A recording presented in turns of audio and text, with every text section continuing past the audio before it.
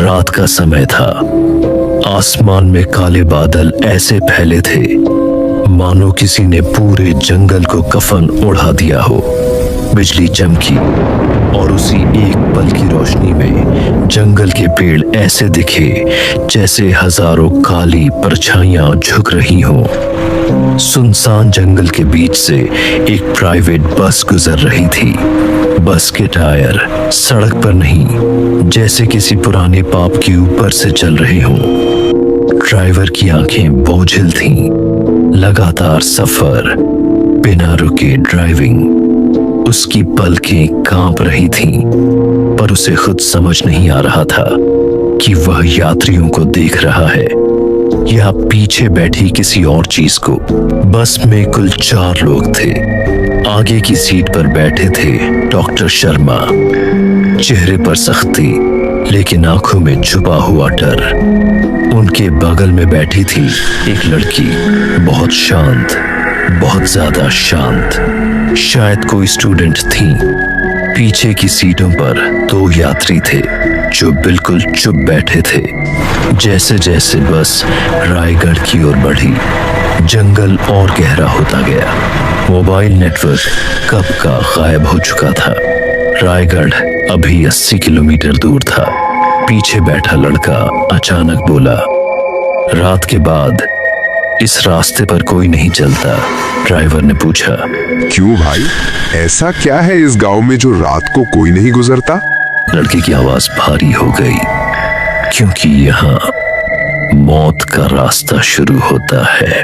लड़के के बराबर बैठा आदमी अचानक चिल्लाया, तुम्हें पता भी है हम कहाँ हैं? ये रायगढ़ का रास्ता है। यहाँ ऐसी बात बोलना तो दूर, सोचने अभी खतरे से खाली नहीं। फिर उसकी आवाज धीमी हो गई, लेकिन शब्द ज्यादा खतरनाक। यहीं इसी जंगल में कुछ समय पहले एक लड़की को जिंदा जला दिया गया था, और कहते हैं आज भी वो लड़की इसी सड़क पर। इतना कहते ही उसकी आवाज दर से थम गई। बस के अंदर सन्नाटा। उस रात के बाद कोई गाड़ी आधी रात में नहीं चलती, और जो चलती है वो पूरी नहीं पहुंचती। डॉक्टर शर्मा की रूह कांप उठी। अचानक धड़ाम, बस जोर से झटका खाकर रुक गई। ड्राइवर घबराया, इंजन बंद हो गया। चारों तरफ अंधेरा, इतना गहरा कि आंखें खुली हों या बंद कोई फर्क नहीं। लड़का बोला, मैं उतर कर देखता हूं, लेकिन आप लोग बस से मत उतरना। लेकिन डर में कोई किसी की नहीं सुनता। एक एक कर सब नीचे उतर आए। सड़क के दूसरी तरफ कुछ खड़ा दिखाई दिया। बिजली चमकी। एक लड़की, लाल रंग की साड़ी, बाल खुले हुए, उसके हाथ और पैर पूरी तरह जले हुए थे। कोई चीख नहीं, कोई हरकत नहीं, बस खड़ी। ड्राइवर पीछे हट गया। ये कौन है? लोग कहते हैं जब उसे जलाया गया तब वो भागी नहीं थी। उसका शरीर एक ही जगह खड़ा जलकर डॉक्टर शर्मा जैसे पत्थर हो गए। तभी उनके बिल्कुल पीछे से एक धीमी आवाज आई, शर्मा। बहुत पास, इतनी पास कि उनके कान में सांस की गर्मी महसूस हुई। उन्होंने मुड़कर देखा, कोई नहीं। लाल साड़ी वाली लड़की अब भी दूर खड़ी थी। कॉलेज स्टूडेंट लड़की धीरे से बोली, सर, आप ठीक हैं? डॉक्टर शर्मा कुछ बोल नहीं पाए। पीछे वाला लड़का धीमे स्वर में बोला, आप लोग जानते हैं सबसे डरावनी बात क्या है? सबने उसकी तरफ देखा। इस केस में कोई आरोपी नहीं मिला था, बस कहानी बची थी। और कहानी लोगों के दिमाग में अपना रास्ता बना लेती है।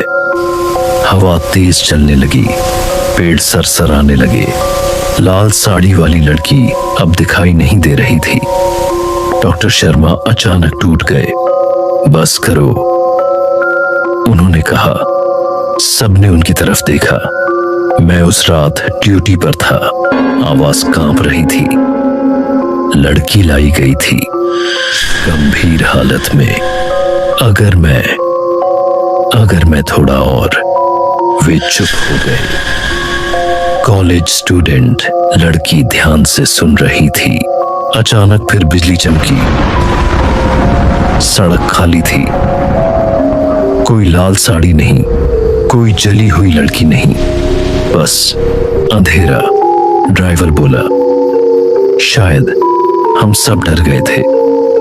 लड़का बोला, या शायद कुछ कहानियां सिर्फ दिखने के लिए नहीं होती। सुबह सुबह बस रायगढ़ पहुंची। सब लोग चुपचाप उतर गए, कोई पीछे नहीं मुड़ा। कॉलेज स्टूडेंट लड़की उतरते वक्त डॉक्टर शर्मा के पास आई। सर, कभी-कभी सच को सामने लाने के लिए कुछ करना पड़ता है, लेकिन कभी-कभी डर को दूर करने के लिए भी सच बोलना जरूरी होता है। वो चली गई। डॉक्टर शर्मा वहीं खड़े रह गए। कुछ हफ्तों बाद रायगढ़ केस दोबारा खुला। कोई भूत नहीं मिला, कोई चमत्कार नहीं, बस एक डॉक्टर का बयान और एक कहानी जो उस रात बस में सुनी गई थी। क्योंकि कुछ रास्ते मौत के नहीं होते, ज़मीर के होते हैं।